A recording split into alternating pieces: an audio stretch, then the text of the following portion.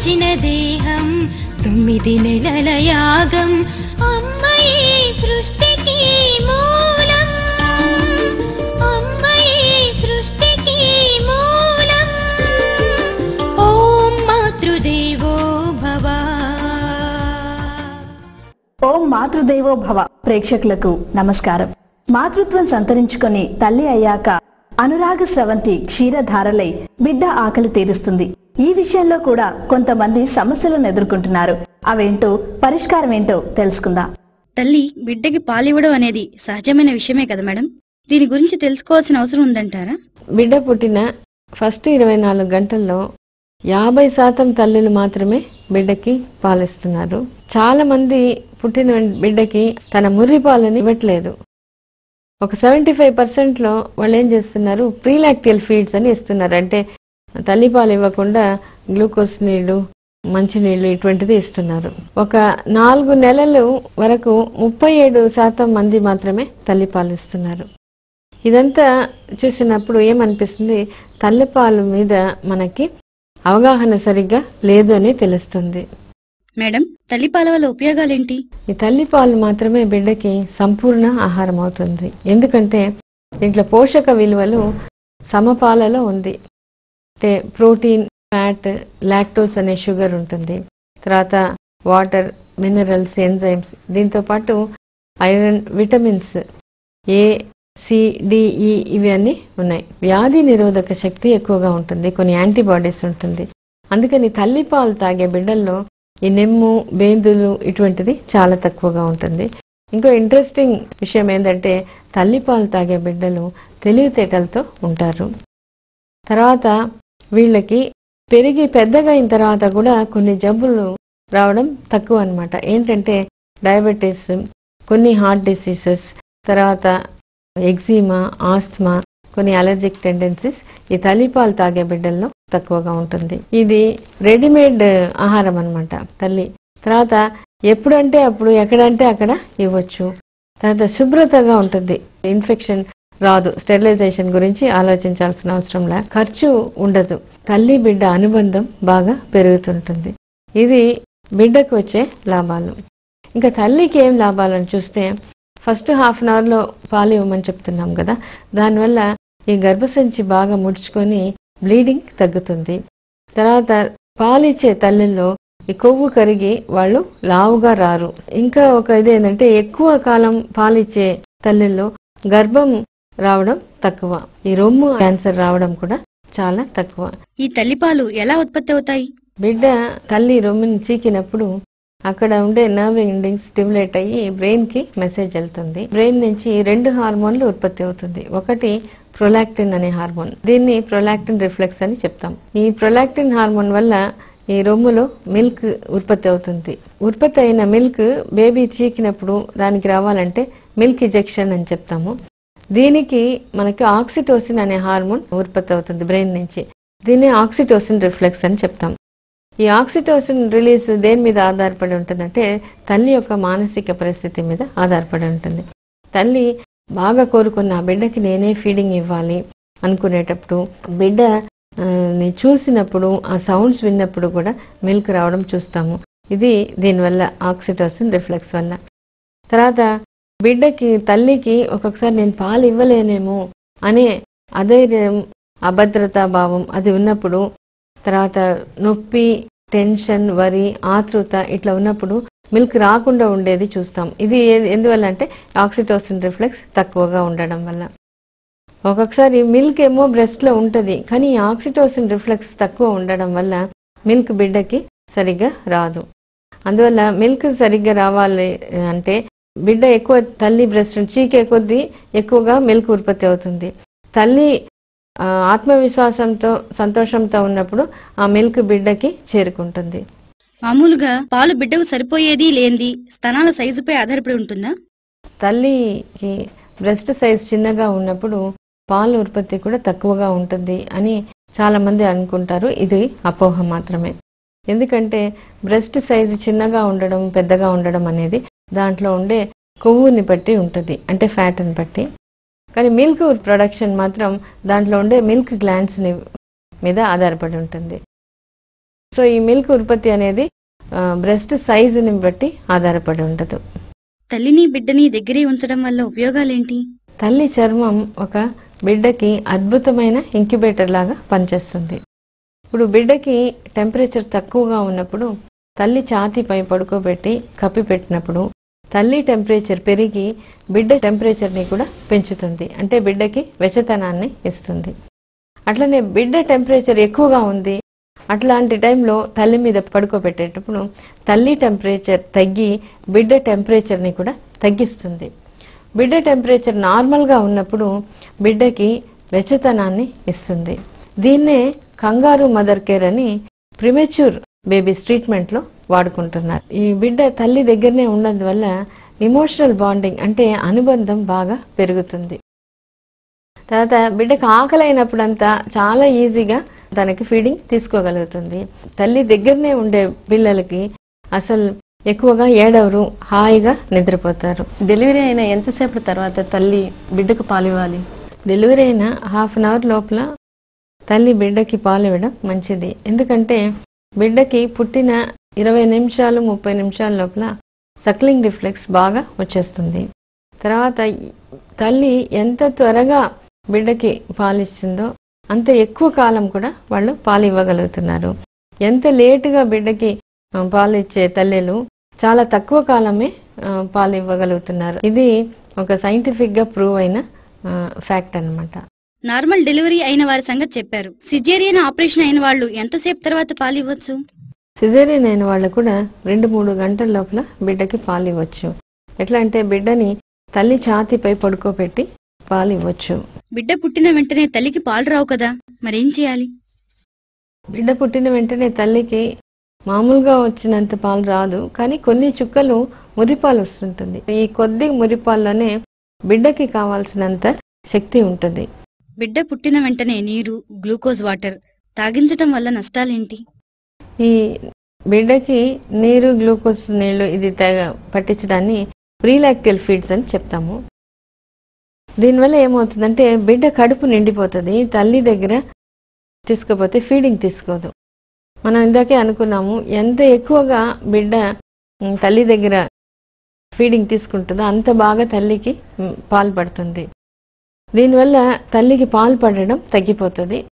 ఇంకోటి ఏంటంటే బిడ్డకి కూడా ఇన్ఫెక్షన్ వచ్చే అవకాశం ఉంటుంది. అందుకని ఈ ప్రీలాక్టల్ ఫీడ్స్ అంటే గ్లూకోజ్ నీళ్ళు, మంచినీళ్ళు ఇటువంటిది పట్టకుండా కేవలం తల్లి పాలు మాత్రమే ఫ్రీక్వెంట్గా పట్టిస్తూ ఉన్నప్పుడు బిడ్డకి తగినంత పాలు పడడానికి అవకాశం ఎక్కువ. బిడ్డకి పాలు ఎన్ని గంటలకు ఒకసారి ఇవ్వాలి? ఎంతసేపు ఇవ్వాలి? బిడ్డకి పాలు ఎన్నిసార్లు ఇవ్వాలి అనేది బిడ్డ యొక్క డిమాండ్ బట్టి ఉంటుంది. దీన్ని డిమాండ్ ఫీడింగ్ అంటారు. బిడ్డ ఏడ్చినప్పుడంతా ఇవ్వాలి. ఇది సుమారుగా 24 గంటల్లో 8 లేదా ఇంకా ఎక్కువ సార్లు కూడా ఉండొచ్చు. బిడ్డ ఎంతసేపు పాలు తాగాలి ఇది కూడా పూర్తిగా బిడ్డ మీదనే ఆధారపడి ఉంటుంది. ఎందుకంటే బిడ్డ సంపూర్ణంగా పాలు తాగి తనంతటి తనే తల్లి రొమ్ముని వదిలిపెట్టేంత వరకు ఇవ్వాలి. ఎందుకంటే ఫస్ట్ వచ్చే మిల్క్ని 4 మిల్క్ అంటాం. దీంట్లో ఎక్కువ క్యాలరీస్ ఉండదు. లాస్ట్లో వచ్చే మిల్క్ని హైండ్ మిల్క్ అంటాము. దీంట్లో కొవ్వు పదార్థం ఉంటుంది. బిడ్డకి కావాల్సినంత ఎనర్జీ ఇది ఇస్తుంది. అందుకని ఒకవేళ తల్లి మధ్యలోనే బిడ్డని రొమ్ము నుంచి తొలగిస్తే ఈ హైండ్ మిల్క్ సరిగా అందదు, బిడ్డ ఎదుగుదల సరిగా ఉండదు. అందుకని బిడ్డనే నిర్ణయిస్తుంది ఎంతసేపు పాలు తాగాలని. కొంతమంది పిల్లలు 5 నుంచి 10 నిమిషాల్లో తాగేస్తారు, కొంతమంది అరగంట కూడా తీసుకోవచ్చు. కానీ చాలా తక్కువ టైం తాగినా, అరగంట కంటే ఎక్కువ తాగినా బిడ్డకి ఏదో సమస్య ఉందని సూచిస్తుంది. కానీ ఈ ప్రీమెచ్యూర్ పిల్లలు మాత్రం కొంతకాలం ఎక్కువసేపే తాగుతారు. రానున్న ఎపిసోడ్లో స్తన్యం విషయంలో మరిన్ని సమస్యలకు పరిష్కారాలు తెలుసుకుందాం. ఇప్పుడు అనురాగ స్రవంతి బ్రెస్ట్ ఫీడింగ్ అనే ఎపిసోడ్ చూద్దాం.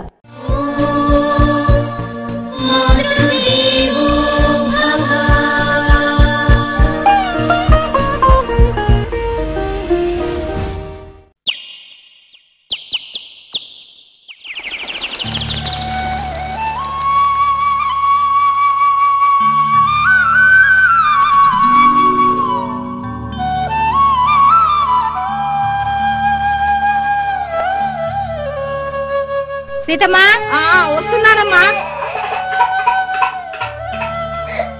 వేడి నీళ్లు పాల పొడి అక్కడ పెట్టాను, కలిపి బాబుని తాగించు. అలాగేనమ్మా. ఇందా. అయ్యయ్యో నాన్న,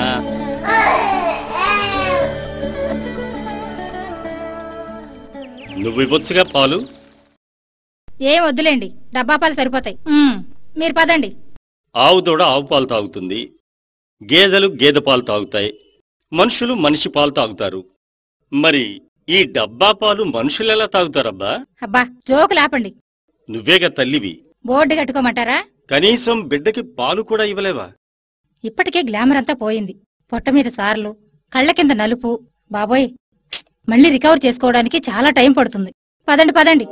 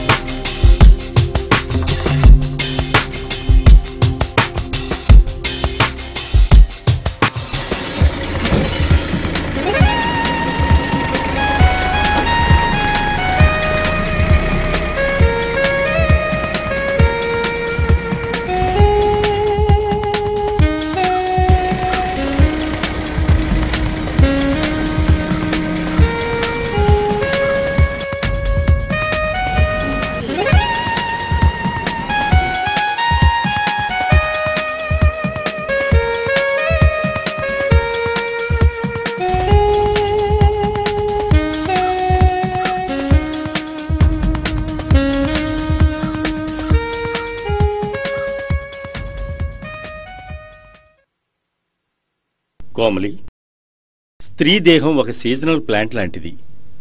నీకు విషయం తెలుసా? స్త్రీలలో అందాలు, ఆకర్షణలు ప్రత్యుత్పత్తి కోసం ప్రకృతి సృష్టించినవే. అంటే ఏంటి మీరనేది? ఒక సీజన్లో చెట్టు పుడుతుంది, పూలు పూసి కాయలు కాసి వాడిపోతుంది. స్త్రీకి యవ్వనం కూడా అటువంటిదే. ఇప్పుడు పాలెండ్లు బిడ్డకి పాలివ్వడానికేగా. యవ్వనంలో అదొక ఆకర్షణ. నాజూకైన మెత్తని దేహం మరో జీవికి ప్రాణం పోయడానికే.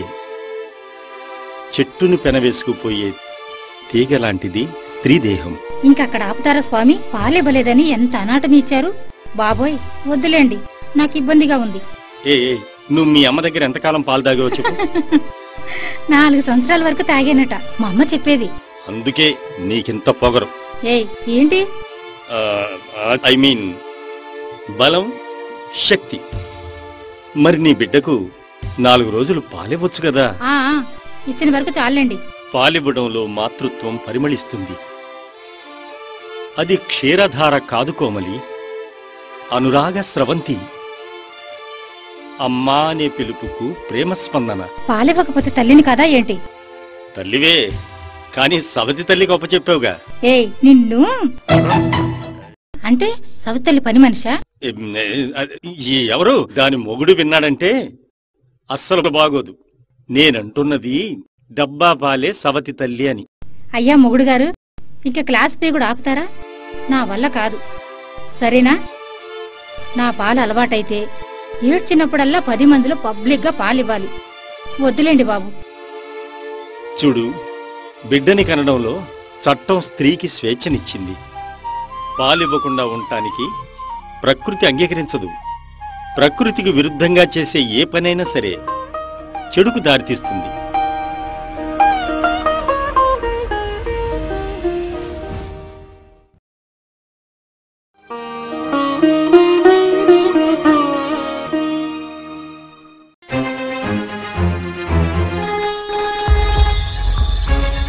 మీ పాపకి డయోరియా. తరచుగా ఇలా అవుతుంటే పాప వీక్ అవుతుంది. మీకు పాలివా? బాటిల్ ఫీడింగ్ చేస్తున్నాం మేడం. సీసా, ఆ ప్లాస్టిక్ మూత ఎంత క్లీన్ చేసినా బ్యాక్టీరియా చేరుతుంది. దానివల్ల ఎన్నో ప్రమాదాలు జరిగాయి. మరి జాగ్రత్తగా ఉండాలి. సీత మా పనమ్మాయి ఒకసారి బాబుకి పాలిస్తుంటే చూసి అరిశాను మేడం. ఎందుకు? లేబర్ కదా, శుభ్రంగా ఉండరని. దానికి ప్రాబ్లం ఉండదు. నీళ్లతో తుడిచినా క్లీన్ అవుతాయి. బాటిల్ అలా కాదు కదా. బిడ్డకు రొమ్ము కుడిపినప్పుడు ఆ స్పర్శ, అనురాగం బ్రెయిన్ కి చేరి హార్మోన్స్ సక్రమంగా రిలీజ్ అవుతాయి. బాడీలో ఫ్యాట్ పోయి వెయిట్ తగ్గుతుంది. ఆరోగ్యంగా ఉంటారు. బిడ్డ ఇంకా ఆరోగ్యంగా ఉంటుంది. చక్కగా ఎదుగుతుంది. తల్లిపాలు కాచక్కర్లేదు, పంచదార కలపక్కర్లేదు. పిల్లలు ఇష్టంగా తాగుతారు, ఆరోగ్యంగా ఉంటారు. ఏమిటో మేడం, పాలివ్వడం అంటే నాకు చాలా చిరాగ్గా ఉంటుంది. మీ పాపేది? మా పనమ్మాయి దగ్గర ఉన్నాడు. పాలు నువ్వే ఇస్తున్నావా? నేనా? పాలా? Bottle feeding. నేను మాత్రం తప్పకుండా పాలిస్తాను. ఎందుకో తెలుసా? ఆరోగ్యం కోసం. నీకు తెలుసా కోమలి, రొమ్ము క్యాన్సరు పాలివ్వని తల్లుల్లోనే ఎక్కువగా వస్తుంది. ఏంటే అంత భయపెట్టేస్తున్నారు? ఏ జబ్బైనా బాగా చేసుకోవచ్చు. క్యాన్సర్ అంటే ప్రమాదం కదా. ఇంకా ఆపవే. నీ వారొచ్చారా? వచ్చి వెళ్లారు. మా అత్తగారు కూడా. మా అత్తయ్య గారు చెప్పారు, మా వారు స్కూల్కి వెళ్ళేదాకా రొమ్ము వదలలేదంట. రెడీమేడ్ గా తక్షణమే లభించే తల్లిపాలు, ఆరోగ్యం, ఆనందం. రొమ్ము క్యాన్సర్ రానివ్వదు. టింగ్ టింగ్ టింగ్. ఈ యాడ్ వేస్తే బాగుంటుందా? పాలివ్వండి, రొమ్ము క్యాన్సర్ కి దూరంగా ఉండండి.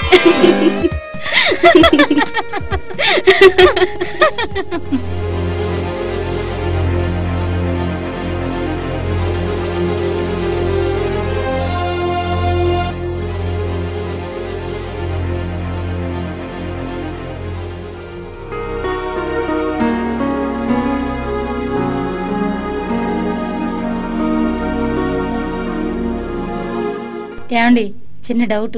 ఏంటది? సెస్ట్ లో గెడ్లు కట్టాయండి, పోవడం లేదు. నెల నెలా వస్తాయి కదా. అది కాదండి, ఇవి అసలు పోవడం లేదు. చూడండి. అబ్బా ఊరుకోండి, హాస్పిటల్కి వెళదామా? ఎందుకలా అయింది?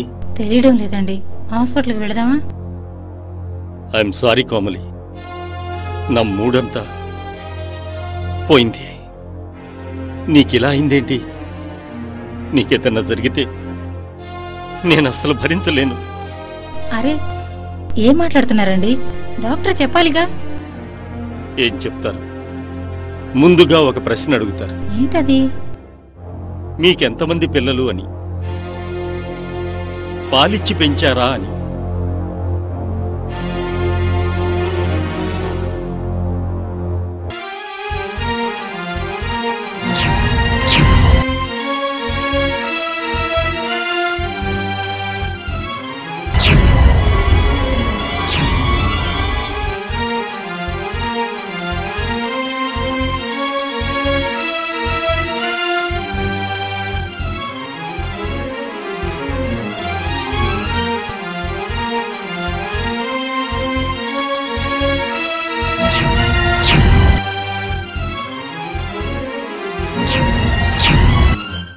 మీకెంతమంది పిల్లలు?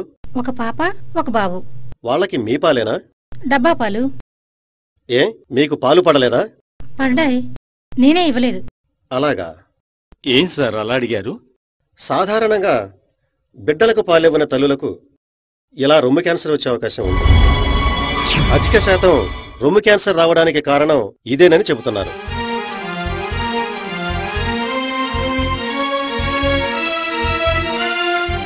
సార్ సార్ నా భార్యని మీరే కాపాడాలి సార్. చూడండి, మేమేం దేవుళ్ళం కాదు కదండి. ఏం చేయమంటారు సార్? మీ ఆవిడికి రొమ్ము క్యాన్సర్ కదా, రొమ్మును తొలగించాల్సి వస్తుంది. ఇది ఇబ్బందికరమైన విషయమే, కానీ తప్పదు కదా. మీరు ఆపరేషన్ చేయించడానికి సిద్ధంగా ఉండండి. సార్, ఆపరేషన్ చేస్తే తగ్గుతుందా సార్? ఆ దిశగా ఇది చేయాల్సిన ప్రయత్నం మాత్రమేనండి. ఆ దృష్టం ఉంటే నయమైపోతుంది. చెకప్ చేస్తూ ఉండాలి. సార్, భయపడకండి, శుభం జరుగుతుంది.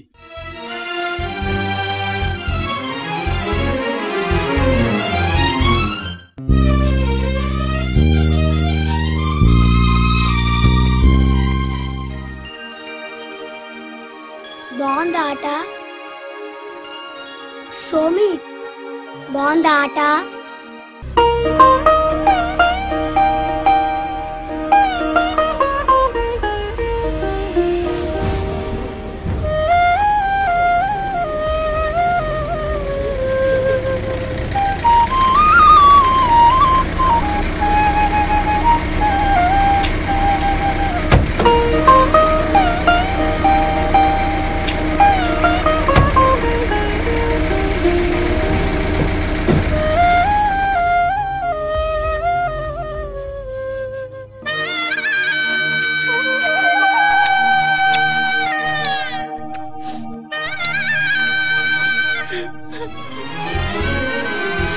డాడీ మమ్మీకి ఏమైంది? మూడ్ బాగాలేదు.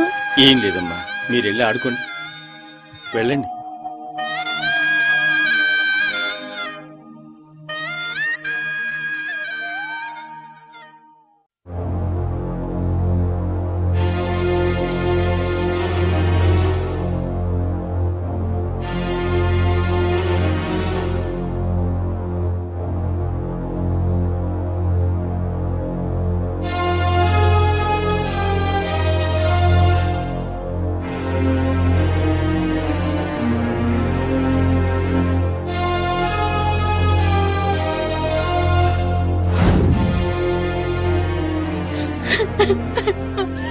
ఏమండి, పిల్లల్ని బాగా చూసుకోండి.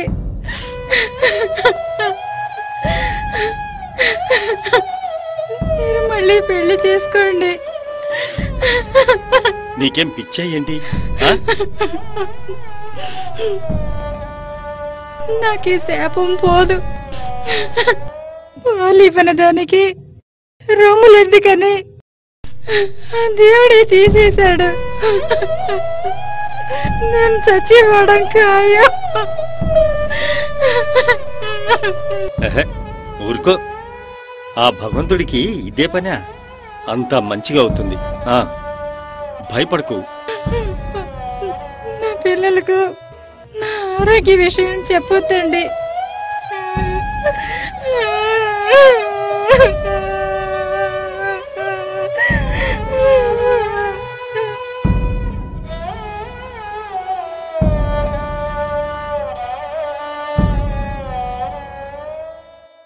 అనురాగ స్రవంతి చూశారుగా, బిడ్డలకు పాలివ్వని తల్లుల్లో ఎక్కువ శాతం రొమ్ము క్యాన్సర్ వచ్చే అవకాశాలున్నాయంటున్నారు శాస్త్రజ్ఞులు. వచ్చే వారం ఇదే సమయంలో మళ్ళీ తల్లి పాల వల్ల కలిగే ఉపయోగాల గురించి తెలుసుకుందాం. సంతాన సాఫల్యతకై సంప్రదించవలసిన చిరునామా డాక్టర్ ఆండాల్ గారి Lakshmi fertility clinic near Raghavasini complex, Pogathota, Nellore. Phones 0861234180 మరియు 23270118. మంచి బిడ్డను కన్న తల్లి మానవతకదే కల్పవల్లి. దేశ భవితకు ఆమె సారథి, ప్రగతి బాటకు ఆమె వారధి. దేశ భవితకు ఆమె సారథి, ప్రగతి బాటకు ఆమె వారధి. అమ్మయి దేవుని ప్రతినిధి, అమ్మయి దేవుని ప్రతినిధి. ఓం మాతృదేవో భవ.